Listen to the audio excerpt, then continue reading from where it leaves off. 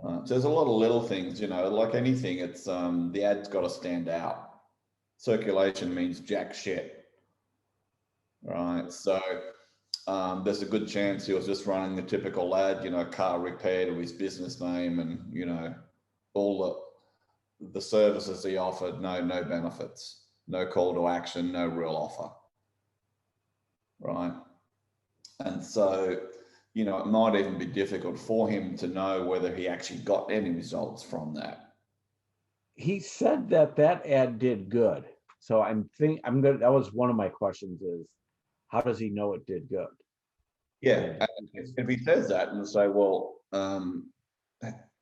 were you tracking? How did you know that the results came from that ad, right? And it's no different to Yellow Pages. I've had a lot of people like, oh, you know, they said they called from the Yellow Pages ad. Well, right, you need to prompt them. Oh, yeah, I saw your ad in the Yellow Pages, because they really don't know where they saw it from. If a business owner is running ads in multiple media. right. And let's say, give him credit, he had a half decent ad that sort of worked, that in terms of direct response sucks, but it worked. Well, that's a good place to launch from, right? But his underutilized asset is in people like you. Yeah. Right. Now, the biggest problem is, does he have everyone's address? That's, yeah. Does he? I I think last year I got a Christmas card from him.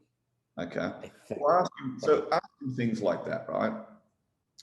And don't go there in fear, right? Go there. As far as he's concerned, you're the fucking expert, right? Because you already know much more about advertising and marketing than what he does.